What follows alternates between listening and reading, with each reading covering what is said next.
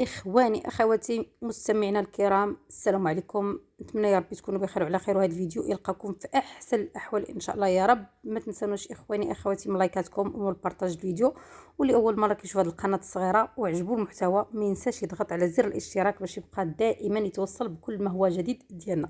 في هذا الفيديو اخواني اخواتي غادي نتكلموا على داك القضيه اللي هزت الراي العام المغربي والجزائري، قضيه المشجع الجزائري اللي دار تصرف خطير وخايب داخل ملعب مولاي الحسن، واللي سماه الناس المشجع المتبول.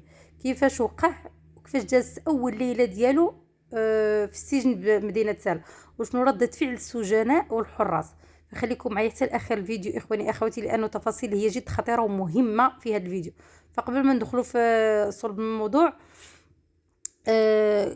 مبروك علينا الفوز، اولا مبروك علينا الفوز الحمد لله، ونتمنوا الفوز النهائي يا رب.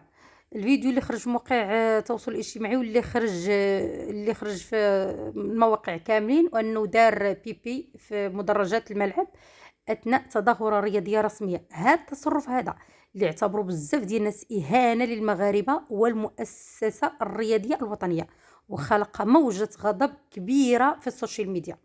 من بعد انتشار هذا الفيديو، السلطات المغربيه دخلت بسرعه وتم توقيف المعني بالامر، وداروا ليه محضر رسمي، ومن بعد تحال على النيابه العامه والتهم من طبيعه الحال والمتابعه القضائيه.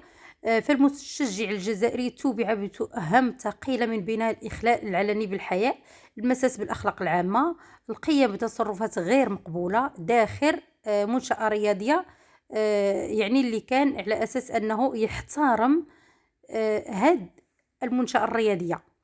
لكن هاد المؤثر المسمى بالقاسمي اللي دار هاد التصرف الخايب من اجل خلق اللبوز. المهم المحكمه قررت تاجيل المحكمه الجلسه حتى يتوجه الدفاع ديالو ويتم ايداعه للسجن المحلي بساله. فاخواني اخواتي، كيفاش جازت اول ليله ليه؟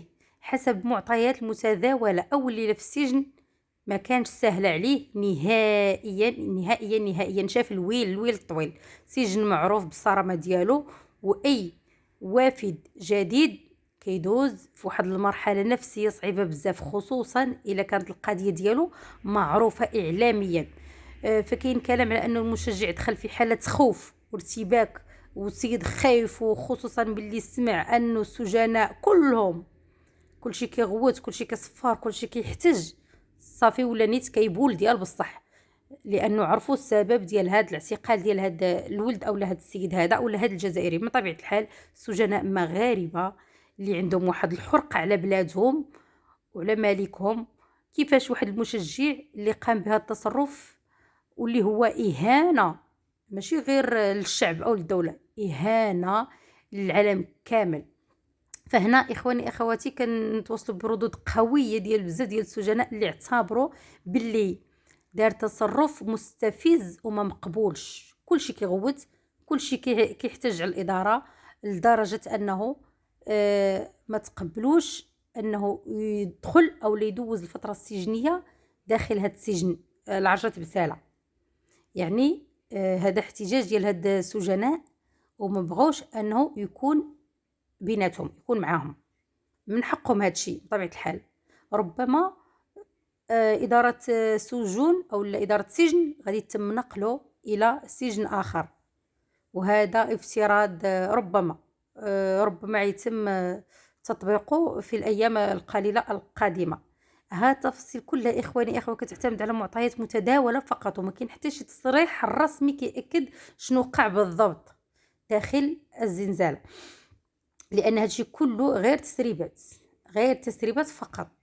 السيد مبقاش كياكل، السيد التزم الصمت، السيد حس بالدقه، السيد حس بتأنيب الضمير، السيد ندم شديد، عرف بانه دار واحد الخطأ كبير، وانه هذا الخطأ لا يغتفر. ردة الفعل الشارع المغربي بطبيعة الحال، المغاربه كلهم عبروا على الرفض ديالهم التام لهذا التصرف، واعتبروه اهانه ماشي غير الملعب، بل إهانة للشعب وإهانة للملك وإهانة لكل شيء. وفي نفس الوقت بزاف ديال الناس طالبوا بتطبيق القانون بدون عاطفة، وبأنه العدالة كتاخذ المجرى ديالها بلا فتنه بين الشعوب. سمعنا بهذه الاخبار اخواني اخواتي ومتاكدينش منه، كيقولوا بان السفاره الجزائريه دخلت في هذه القضيه. يعني هذا الشيء اثار انتباه صراحه. كيفاش هذه السفاره غادي تدخل في قضيه هذا المشجع، وهو دار واحد الخطا شنيع، خطا جسيم. يعني اي دوله بمجرد شي شخص جا البلاد ديالو او البلاد ديال هاد المضيفه وقام بتصرف اللي هو خايب خارج على القانون، كيف ما دار هاد خاينه، كيتعاقب. يعني جميع الدول فيهم قوانين. يعني حتى واحد مغربي عندنا حنا لا مشى للجزائر راه يضربوه ويتكرفسوا عليه، هذوك راه يسخسخوه، مازال حنا احترمناهم. اذا في هذا المشجع راه تعاملوا معاه باحترام، يعني تعاملوا معاه كواحد من ابناء الوطن.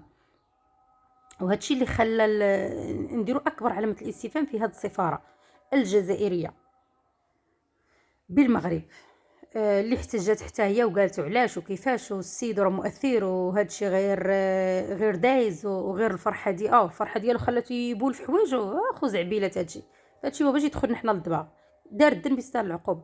فاخواني اخواتي هذا الشيء كيعلمنا واحد الحاجه مهمه، احترام واجب خصوصيات، بالخصوص ملي كتكون ضيف في بلاد اخرى. يعني الاخلاق اول حاجه، هنا كيلعب الاخلاق. اي تصرف طائش يقدر يجر صاحب الامر الى شي حاجه خطيره بحال هاد السيد.